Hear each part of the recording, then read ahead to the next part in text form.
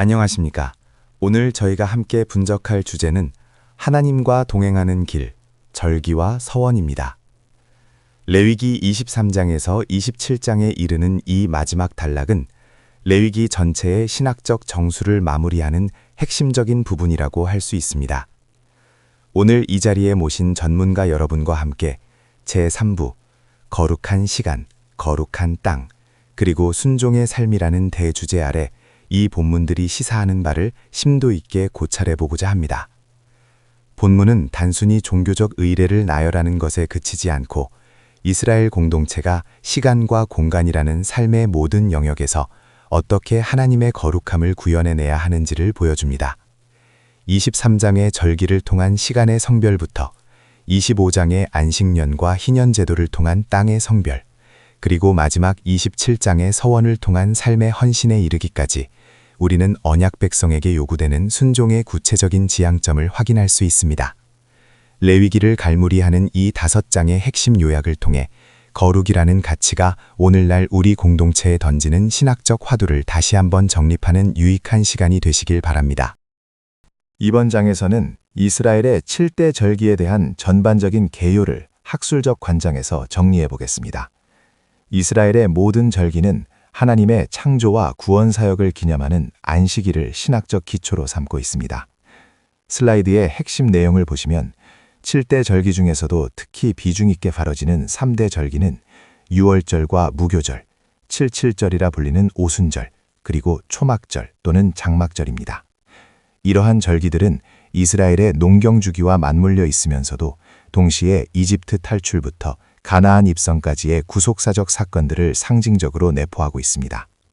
오른쪽에 제시된 시간의 수레바퀴 도표는 이러한 절기들이 매년 순환하며 이스라엘 공동체의 정체성을 어떻게 재정립하는지를 잘 보여줍니다.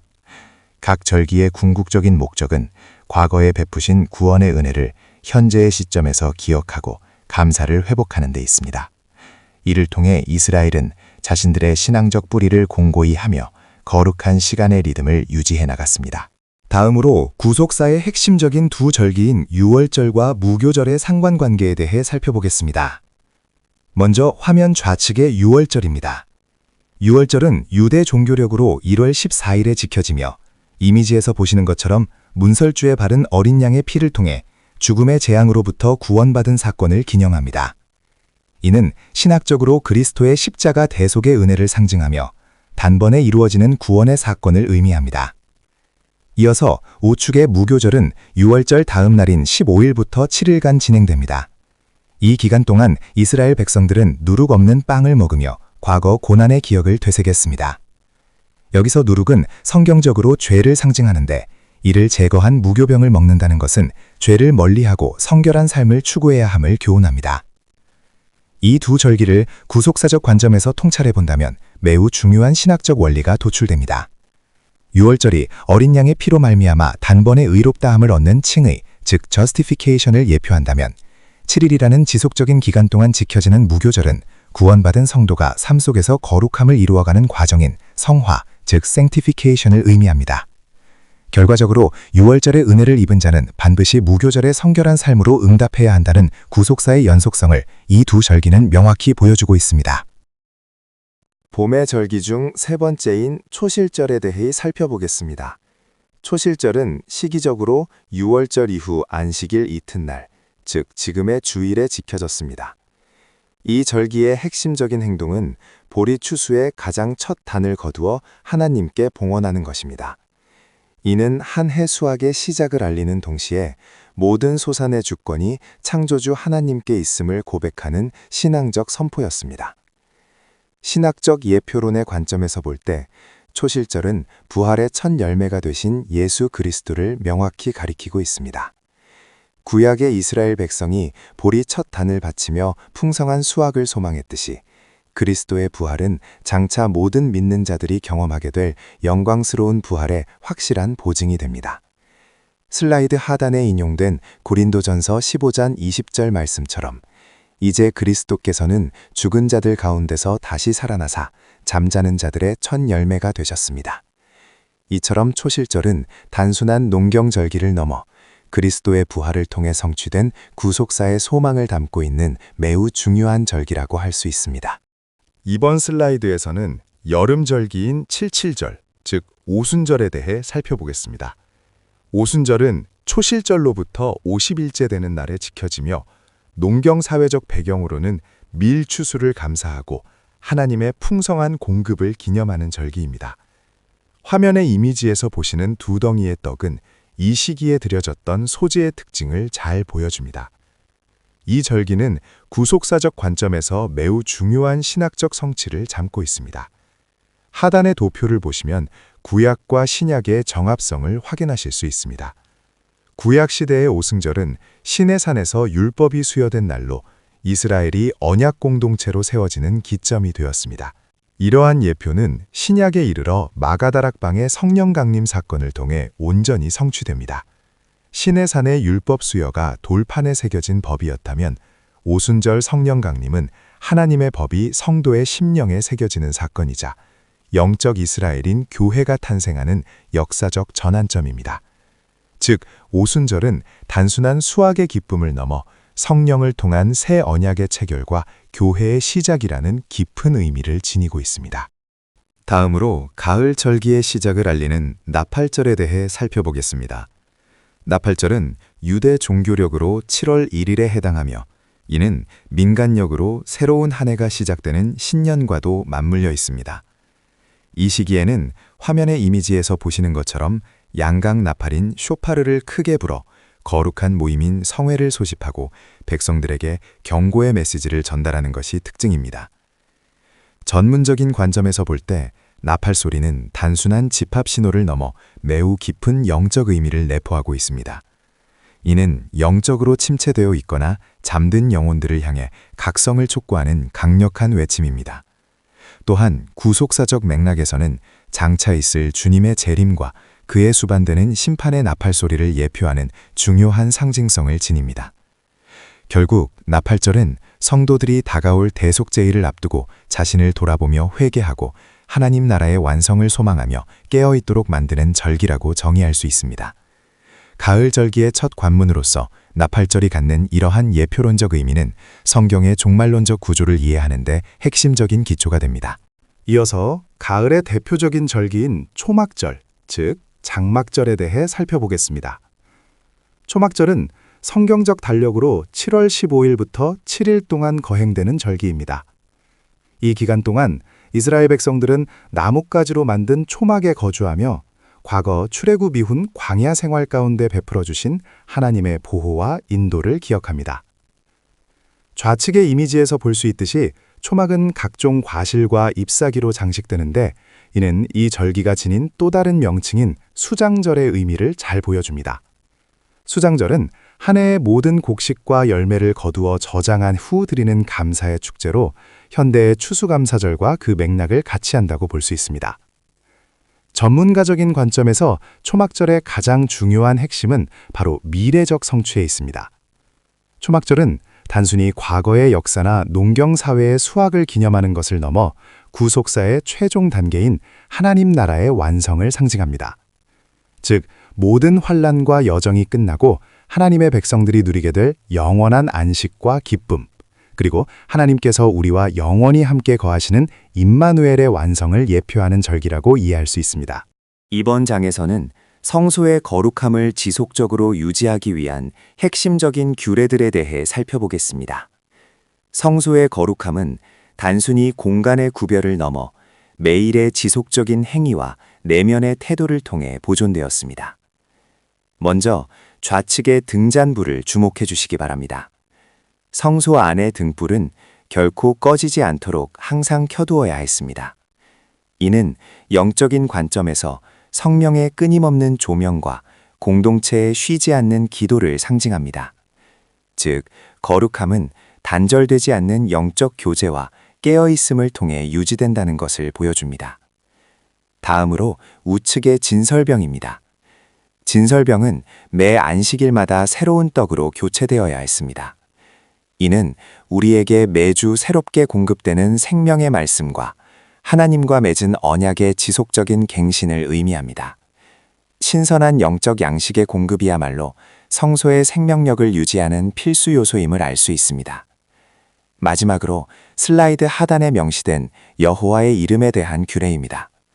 성소의 모든 의식은 하나님을 향한 절대적인 경외가 전제될 때 비로소 의미를 가집니다. 하나님의 이름을 모독하는 행위에 대한 엄격한 처벌 규정은 거룩함의 본질이 결국 하나님의 주권을 인정하는 철저한 경외심에 있음을 시사합니다. 결론적으로 성소의 거룩함은 끊임없는 기도와 신선한 말씀의 공급, 그리고 하나님에 대한 절대적인 경외가 조화를 이룰 때 비로소 온전하게 유지될 수 있습니다.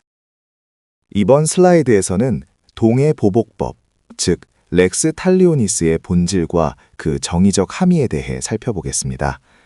흔히 눈에는 눈, 이에는 이라는 표현으로 요약되는 이 원칙은 고대 사회에서 무제한적인 사적 보복을 방지하고 가해진 피해만큼의 처벌만을 허용함으로써 공의를 실현하고자 한 초기 법적 장치였습니다. 즉, 응보의 범위를 제한하여 사회적 질서를 유지하는 것이 이 법의 핵심 목적이라 할 수 있습니다. 화면 중앙의 저울을 보시면 공의와 사랑이 균형을 이루고 있는 것을 볼 수 있습니다. 이는 법의 엄격함이 윤리적 가치와 결합될 때 비로소 진정한 정의가 구현됨을 시사합니다. 특히 주목할 부분은 이에 대한 예수님의 재해석입니다. 악한 자를 대적하지 말고 원수까지도 사랑하라는 가르침은 단순한 응보적 논리를 넘어 사랑과 용서를 통해 정의를 완성하라는 고차원적인 윤리적 지향점을 제시합니다. 전문가 여러분께서는 이러한 가치관의 전회가 현대의 갈등 관리와 회복적 정의의 관점에서 어떠한 철학적 토대를 제공하는지 고찰해 보시기 바랍니다. 이번 슬라이드에서는 성경적 토지 경제관의 핵심 제도인 안식년에 대해 살펴보겠습니다. 안식년은 7년을 주기로 지켜지며 단순히 노동의 중단을 넘어 땅 자체가 안식을 누리도록 하는데 그 목적이 있습니다. 세부 규정을 보시면 안식년에는 인위적인 파종과 경작이 엄격히 금지됩니다. 이때 논밭에서 저절로 자라난 곡식이나 열매는 지주가 독점하지 않고 가난한 자들과 들짐승들이 자유롭게 먹을 수 있도록 개방해야 합니다. 이는 사유재산권의 한시적 유보를 통해 사회적 약자를 보호하고 생태계의 복원력을 존중하는 독특한 분배 정의를 보여줍니다. 이 제도가 우리에게 주는 영적 교훈은 크게 두 가지로 요약할 수 있습니다. 첫째는 토지의 절대 소유권이 인간이 아닌 창조주 하나님께 있음을 공적으로 고백하는 것입니다. 둘째는 무한한 소유와 축적을 지향하는 인간의 탐욕을 의도적으로 멈추는 영성훈련의 성격을 가집니다. 결국 안식년은 인간의 경제활동이 신앙적 가치와 공존해야 함을 시사하는 중요한 장치라고 할 수 있습니다. 11번 슬라이드에서는 성경적 경제 및 사회정의의 정점이라 할 수 있는 희년, 즉 주빌리에 대해 살펴보겠습니다. 희년은 화면에 끊어진 사슬 이미지처럼 모든 억압에서의 해방과 완전한 자유를 상징합니다. 희년의 시기는 안식년이 7번 반복된 이후인 제50년째 되는 해로 시간의 흐름 속에서 완전한 갱신이 일어나는 주기를 의미합니다. 이 해에 선포되는 자유는 매우 구체적인 사회적 실천을 동반합니다. 억압받던 노예가 해방되고 가계를 압박하던 모든 부채가 탕감되며 생존의 기반인 토지가 원주인에게 발한됩니다. 이는 경제적 불균형이 영구화되는 것을 방지하고 사회적 공동체를 복구하는 강력한 제도적 장치입니다. 결국 희년의 핵심 가치는 모든 피조물이 본연의 자리를 되찾는 만물의 회복에 있으며 이는 하나님 나라가 지향하는 궁극적인 정의와 완전한 자유를 지상에 구현하는 것입니다. 이러한 희년의 메커니즘은 현대 사회의 지속 가능한 회복력과 윤리적 가치에 대해서도 전문가적인 시각에서 깊은 통찰을 제공합니다. 이번 슬라이드에서는 성경적 토지 경제관의 핵심인 고엘 제도, 즉 토지 무르기에 대해 살펴보겠습니다. 고엘 제도의 근간이 되는 대전제는 토지는 하나님의 것이므로 인간이 영구히 매매할 수 없다는 신학적 원리에 있습니다. 화면 왼쪽의 빚과 상실 단계를 보시면 가난이나 채무로 인해 조상 대대로 이어온 삶의 터전인 기업을 잃게 되는 상황이 발생합니다. 이는 단순한 자산의 손실을 넘어 생존 기반의 붕괴를 의미합니다. 이때 고엘이라 불리는 가장 가까운 친족이 중재자로 개입하게 됩니다. 고엘은 친족을 대신해 그 빚을 완전히 변제함으로써 상실되었던 토지와 권리를 다시 사오는 역할을 수행합니다. 결과적으로 오른쪽의 그림처럼 기업은 원래의 소유주에게 돌아가며 온전한 회복이 일어납니다. 이러한 고엘 제도는 단순히 고대 사회의 구제 제도를 넘어 구속사적으로 매우 중요한 의미를 지닙니다. 죄로 인해 생명을 상실하고 죽음의 빚을 지게 된 인류를 위해 우리의 가장 가까운 친적으로 오셔서 그 값을 대신 치르시고 영원한 기업을 되찾아 주신 구속자 예수 그리스도의 사역을 예표하고 있기 때문입니다. 전문적인 관점에서 볼 때 고엘 제도는 사회적 정의와 신학적 구속 원리가 어떻게 결합되어 있는지를 명확히 보여주는 핵심적인 모델이라 할 수 있습니다. 이번 슬라이드에서는 성경적 언약 구조의 법적 실효성을 담보하는 언약적 제재, 즉 축복과 저주의 원리에 대해 고찰해 보겠습니다. 화면 중앙의 갈림길은 언약 공동체가 선택에 따라 직면하게 될 두 가지 역사적 행로를 상징적으로 보여줍니다. 먼저 왼쪽의 불순종의 길을 보시면 갈라진 토양과 가시덤불로 묘사된 황폐한 환경을 확인할 수 있습니다. 여기서 나타나는 저주는 단순한 감정적 징벌을 넘어 질병과 흉년, 전쟁, 그리고 국가적 존립이 위태로워지는 포로 생활이라는 구체적이고 구조적인 재앙으로 표출됩니다. 이는 언약 파기에 따른 필연적인 법적 귀결이라 할 수 있습니다. 반면 오른쪽의 순종의 길은 철 따라 내리는 비와 풍성한 소출, 그리고 공동체의 안녕을 의미하는 평화가 보장되는 번영의 경로입니다. 이는 신명기적 사관에서 강조하는 언약 준수의 열매를 시각적으로 잘 나타내고 있습니다. 하지만 우리가 이 도식에서 가장 주목해야 할 핵심은 하단에 명시된 하나님의 본심입니다. 언약적 제재의 궁극적인 목적은 공동체의 파멸이나 멸망에 있지 않습니다. 오히려 저주라는 고통의 과정을 통해 인간이 자신의 한계를 깨닫고 회개를 거쳐 다시금 언약의 관계로 복귀하도록 유도하는 회복의 섭리가 그 본질이라 할 수 있습니다. 결국 제재는 심판의 도구인 동시에 관계 회복을 위한 강력한 은혜의 수단으로 작용하게 됩니다. 이어서 슬라이드 14를 통해 헌신과 드림의 핵심 원리인 서원과 11조에 대해 논의해 보겠습니다. 먼저 서원은 하나님께 드리는 자발적인 약속을 의미합니다. 이는 단순한 감정적 표현이 아니라 정해진 값을 바탕으로 한 책임 있는 결단으로서 인간의 의지가 신적 관계 안에서 어떻게 구체화되는지를 보여줍니다. 다음으로 11조는 땅의 소산 중 10분의 1을 여호와의 성물로 구별하는 행위입니다. 이는 모든 산출물의 주권이 하나님께 있음을 인정하는 신학적 고백이자 공동체의 거룩함을 유지하기 위한 제도적 장치입니다. 이러한 헌신의 실질적인 목적은 레위인의 생계를 지원하고 성소를 안정적으로 유지하는 데 있습니다. 즉, 개인의 자발적 드림과 규례에 따른 이 행은 신앙 공동체의 영적 시스템을 지탱하는 핵심적인 동력이 됩니다.